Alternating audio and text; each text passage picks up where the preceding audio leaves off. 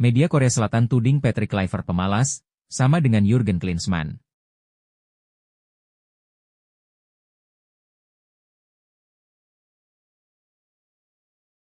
Mes Hilgers ungkap perbedaan supporter Belanda dan Indonesia.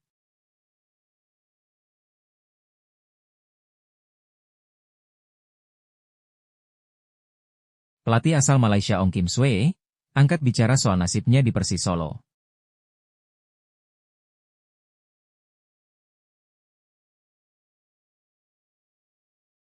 PSSI dihukum FIFA, Menpora Dito Aryo Tejo ingatkan supporter timnas Indonesia soal sopan santun.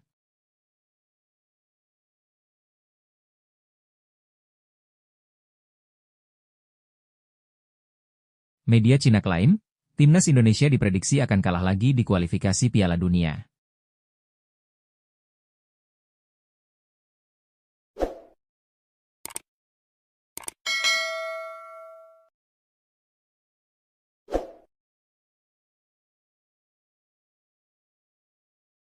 Media Korea Selatan tuding Patrick Kluivert pemalas, sama dengan Jurgen Klinsmann. Tidak terduga, media Korea Selatan menuding pelatih timnas Indonesia, Patrick Kluivert, pemalas, sampai disamakan dengan Jurgen Klinsmann yang dinilai kurang menunjukkan komitmennya. Belum lama ini Patrick Kluivert membagikan momen menonton langsung pertandingan mantan klubnya, Barcelona. Dia menyaksikan pertandingan El Clasico antara Barcelona melawan Real Madrid di Stadion Olimpiade Luis Companys pada Minggu, 11 Mei 2025. Kegiatan Patrick Kluivert itu ternyata membuat media Korea Selatan, Star News Korea, menyoroti sang pelatih. Tak sedikit media Korea Selatan yang masih menyoroti perkembangan timnas Indonesia setelah pemecatan Shin Tae-yong. Meski Shin Tae-yong telah memiliki jabatan baru sebagai Direktur Teknis Seongnam FC, mereka tetap menyoroti timnas Indonesia. Timnas Indonesia memang masih memiliki peluang lolos ke Piala Dunia 2026, sehingga tak sedikit media asing yang ikut menyoroti perkembangan timnas Indonesia. Terbaru, media Korea Selatan membuat artikel soal Kluivert dengan judul sindiran, Klinsmann kedua. Dampak dari pemecatan Shin Tae-yong, amarah Indonesia meledak. Legenda Barca jadi pengganti, abaikan PSSI. Siapkan kualifikasi Piala Dunia, tertangkap nonton El Clasico. Begitu judul artikel Star News Korea sebagaimana dikutip Bolasport.com, Rabu, 15 Mei 2025. Dalam artikel tersebut, media negeri ginseng itu menyoroti soal Patrick Kluivert yang malah menonton pertandingan El Clasico. Mereka juga membahas soal permintaan Sekretaris Jenderal PSSI, Yunus Nusi, yang beberapa waktu lalu berharap agar Patrick Kluivert bisa mempersiapkan timnas Indonesia lebih cepat. Pasalnya, timnas Indonesia akan menghadapi dua laga penting melawan Cina dan Jepang dalam laga ke-9 dan terakhir grup C kualifikasi Piala Dunia 2026. Timnas Indonesia akan menjamu Cina dalam laga ke-9 grup C, di Stadion Utama Gelora Bung Karno, Jakarta, pada Kamis, 5 Juni 2025. Setelah itu, Jai Itzes dan kawan-kawan akan bertandang ke markas Jepang dalam laga terakhir putaran ketiga kualifikasi Piala Dunia 2026 di Suita pada 10 Juni 2025.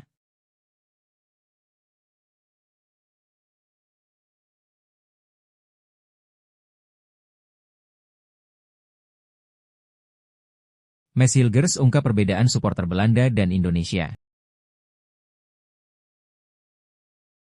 Bek timnas Indonesia, Mes Hilgers menyebut ada beberapa perbedaan mendasar dari supporter di benua Eropa, khususnya Belanda dengan supporter di Indonesia. Melansir dari laman F20NL, pemain keturunan Indonesia Belanda tersebut menyebut bahwa perbedaan mendasar yang ada di supporter Belanda dan Indonesia adalah rasa fanatisme yang cukup tinggi. Dalam sebuah wawancara eksklusif di kanal YouTube ESPN-NL, B tengah berusia 23 tahun tersebut menyebutkan kondisi atmosfer gila di Indonesia, yang dirasakan menjadi salah satu hal yang menjadi pembeda saat dirinya bermain untuk timnas Indonesia, dan saat dirinya pernah membela timnas Belanda U21 beberapa tahun yang lalu. Cintanya supporter Indonesia terhadap timnas benar-benar gila. Tidak ada yang bisa menandingi semangat mereka, ujar Mes Hilgers. Lebih lanjut lagi, Mes Hilgers juga menyebut bahwa atmosfer fanatisme di Indonesia, khususnya di timnas Indonesia menjadikan negara tersebut sangat unik. Bahkan, dirinya juga menyebut tak menemukan suasana atmosfer sefanatis seperti di Indonesia saat bermain di kandang-kandang klub Liga Eropa lainnya. Melansir dari laman Transfermarkt.id, Mes Hilgers memang saat ini masih berstatus pemain klub Belanda, FC Twente hingga akhir musim 2025-2026 nanti. Dirinya sempat membela timnas Belanda U21 dengan catatan 1 penampilan. Kemudian, pada tahun 2024 silam, dirinya memutuskan untuk berseragam timnas Indonesia dan mengikuti program naturalisasi. Kini, dirinya menjadi punggawa di timnas Indonesia dengan catatan 3 caps bersama timnas Indonesia. Keputusannya membela timnas Indonesia di usia yang terbilang muda dan dengan karir yang cukup menanjak, memang cukup mengejutkan banyak pihak. Pasalnya, FC Twente adalah salah satu tim raksasa di Liga Belanda dan kerap berkompetisi di liga antar klub benua Eropa. Bahkan, kala itu keputusannya pindah ke timnas Indonesia sempat disorot oleh mantan punggawa timnas Belanda dan sekaligus legenda tim berjuluk De Oranje tersebut, yakni Robin van Persie. Namun, keputusannya membela timnas Indonesia memang diibaratkan menjadi pisau bermata dua. Hal ini dikarenakan sebagai pemain termahal di timnas Indonesia, yakni dengan market value mencapai 152,3 miliar rupiah, justru dirinya kerap tampil underperform. Total, dirinya dianggap memiliki 2 laga dengan penampilan buruk dari 3 caps bersama timnas Indonesia saat ini. Di sisi lain, Mads Hilgers juga menyoroti adanya kebiasaan unik dari fans timnas Indonesia dalam menempatkan posisi para pemain saat berada di Indonesia. Para fans dianggap menempatkan para punggawa timnas Indonesia ibarat selebritis yang akan selalu dipantau aktivitasnya di luar dan di dalam lapangan. Bahkan, tak jarang para fans akan mengikuti aktivitas para pemain sehingga dirinya merasa perlu adanya pengamanan dari pihak terkait. Kadang saya butuh pengamanan tambahan saat keluar dari hotel, karena banyak orang ingin foto dan menyapa, imbuh Mads Hilgers. Mads Hilgers sendiri sejatinya tak terlalu mempermasalahkan tingkah laku para fans timnas Indonesia saat bertemu para pemain. Namun, dirinya juga menegaskan perlunya adalah ranah privasi agar tetap terciptanya rasa aman dan nyaman kepada semua pihak. Kini, Mads Hilgers sendiri tengah dikaitkan dengan beberapa klub di luar Belanda yang ingin merekrutnya pada musim 2025-2026 mendatang. Melansir dari beberapa sumber di laman Suara.com, Mads Hilgers dikabarkan tengah diminati oleh 2 klub asal Spanyol, yakni Valencia dan Sevilla. Selain itu, dirinya juga dikabarkan tengah diminati oleh klub Serie A Liga Italia, yakni AC Bologna.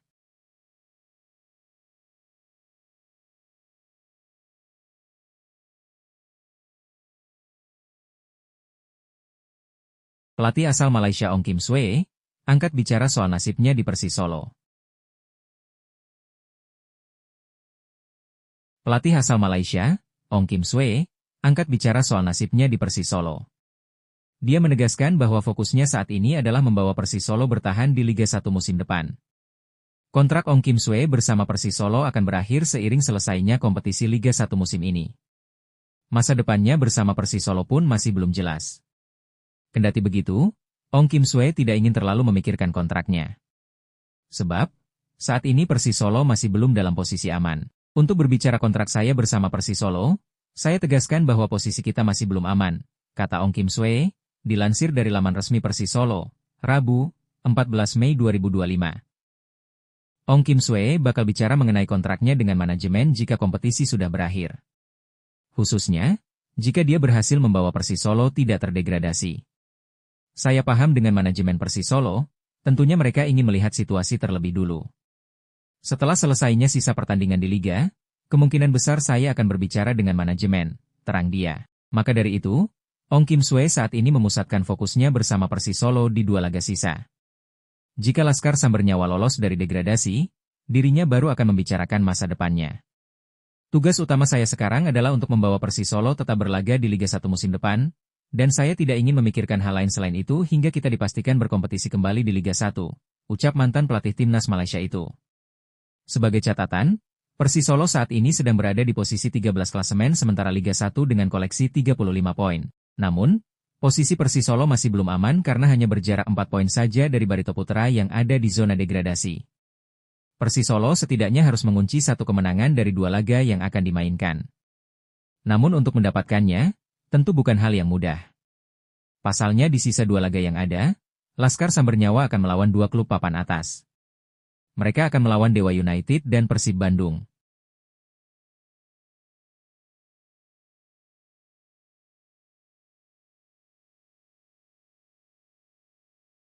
PSSI dihukum FIFA, Menpora Dito Aryo Tejo ingatkan supporter timnas Indonesia soal sopan santun.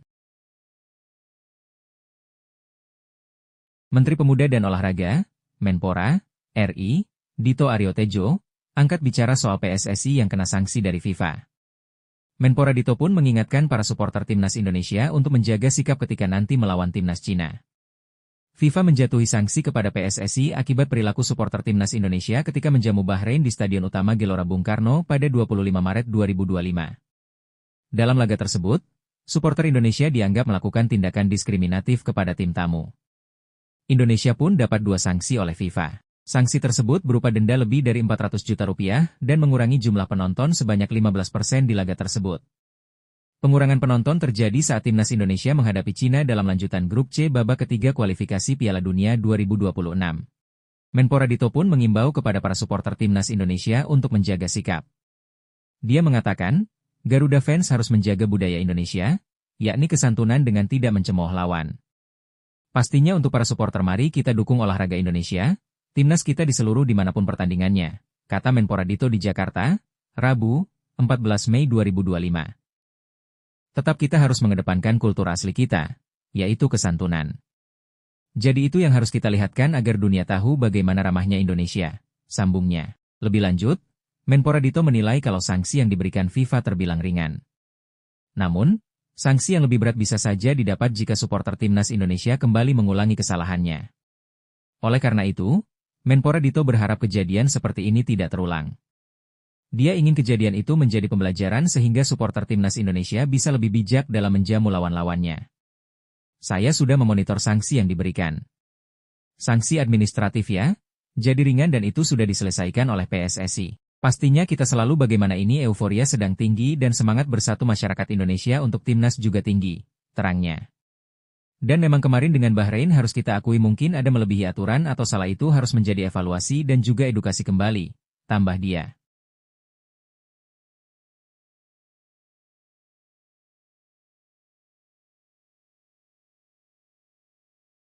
Media Cina klaim, timnas Indonesia diprediksi akan kalah lagi di kualifikasi Piala Dunia. Media asal Cina, Sohu, memberikan ulasan yang menarik menjelang pertandingan melawan timnas Indonesia dalam kualifikasi Piala Dunia 2026. Media asal Cina, Sohu, telah menyajikan ulasan menarik menjelang pertandingan melawan timnas Indonesia dalam kualifikasi Piala Dunia 2026. Mereka menilai peluang Cina untuk meraih kemenangan sangat besar. Sesuai dengan jadwal yang telah ditentukan, timnas Cina akan bertanding melawan timnas Indonesia pada pertandingan ke-9 putaran ketiga grup C kualifikasi Piala Dunia 2026 zona Asia, yang akan berlangsung di Stadion Utama Gelora Bung Karno, Jakarta, pada tanggal 5 Juni 2025. Optimisme Sohu mengenai kemampuan negaranya untuk mengalahkan timnas Indonesia bukan tanpa alasan. Sebab, menjelang pertandingan ini, tim yang dikenal dengan julukan Garuda tersebut tengah menghadapi berbagai permasalahan, terutama terkait kondisi fisik pemain dan sanksi akibat akumulasi kartu kuning. Di antara pemain yang dipastikan tidak dapat tampil adalah kiper Martin Paes dan gelandang Marcelino Ferdinand, yang harus absen karena hukuman akumulasi kartu kuning. Selain itu, Kevin Dix juga masih dalam proses pemulihan dari cedera yang dideritanya. Menurut Sohu, situasi ini memberikan keuntungan bagi tim asuhan Branko Ivankovic untuk meraih poin penuh saat bertanding di kandang timnas Indonesia. Penambahan 3 poin sangat krusial untuk menjaga harapan mereka lolos ke fase berikutnya. AFC membawa kabar baik bagi timnas Cina, yakni 2 pemain utama timnas Indonesia diskors karena telah mengumpulkan 2 kartu kuning dan itu tentu menjadi keuntungan besar bagi Cina, tulis Sohu dalam kutipan yang diambil pada Rabu, 14 Mei 2025. Selanjutnya, tergantung apakah pelatih Ivankovic dapat memanfaatkan kesempatan ini dan bermain baik dalam laga lawan Indonesia, imbuhnya. Lebih lanjut, laporan dari media asing menyebutkan bahwa selain 2 pemain utama Indonesia yang tidak bisa bermain karena skorsing, ada 3 pemain lainnya yang mengalami cedera dan kemungkinan besar tidak akan tampil. Hal ini tentunya memberikan keuntungan tambahan bagi tim Cina, yang bisa memanfaatkan situasi ini untuk meraih hasil maksimal. Dengan kondisi ini, pelatih Ivankovic diharapkan dapat merancang strategi yang tepat untuk menghadapi tantangan di lapangan. Keberhasilan dalam pertandingan ini akan sangat berpengaruh pada langkah mereka ke depan dalam kompetisi. Pertandingan tandang melawan timnas Indonesia sangat penting bagi Cina. Bagi Wu Lei dan rekan-rekannya, laga ini ibarat pertaruhan hidup dan mati yang harus dimenangkan. Baru-baru ini, pelatih Ivankovic gencar mengkaji calon-calon lawan agar bisa bermain apik di laga tandang melawan Indonesia. Seperti yang kita ketahui, laga itu merupakan laga wajib bagi Cina, kata Sohu. Jika timnas Cina kalah dari Indonesia, mereka akan tersingkir lebih awal dari babak playoff. Hal ini berarti, mereka harus segera fokus mempersiapkan diri untuk Piala Dunia 2030, dan kemungkinan besar Ivankovic akan dipecat. Oleh karena itu, timnas Cina mulai dari pelatih kepala Ivankovic hingga para pemain, sangat mementingkan laga tandang melawan Indonesia, sambungnya. Cina saat ini berada di posisi terbawah klasemen, yakni urutan ke-6 dengan total 6 poin. Timnas Cina tidak berhasil meraih angka dalam 2 pertandingan terakhir yang berlangsung pada bulan Maret lalu, di mana mereka kalah dari Arab Saudi dengan skor 0-1 dan juga dari Australia dengan skor 0-2. Meskipun poin yang diperoleh Cina sama dengan Bahrain yang menempati peringkat kelima, namun Cina tertinggal jauh dalam selisih gol, yaitu -13 dibandingkan dengan -8 milik Bahrain. Dari 8 pertandingan yang telah dilalui, Cina hanya mampu mencetak 6 gol, dan mereka juga menjadi tim dengan jumlah kebobolan terbanyak di grup C, dengan total 19 gol yang bersarang di gawang mereka. Sementara itu, Timnas Indonesia berada pada posisi yang lebih baik, yakni di urutan keempat dengan perolehan 9 poin. Pasukan Patrick Kluivert ini memiliki peluang yang lebih besar untuk melaju ke fase berikutnya. Dengan performa yang lebih baik dibandingkan Cina, Timnas Indonesia berpotensi untuk mengamankan tempat di babak selanjutnya jika terus menunjukkan permainan yang konsisten.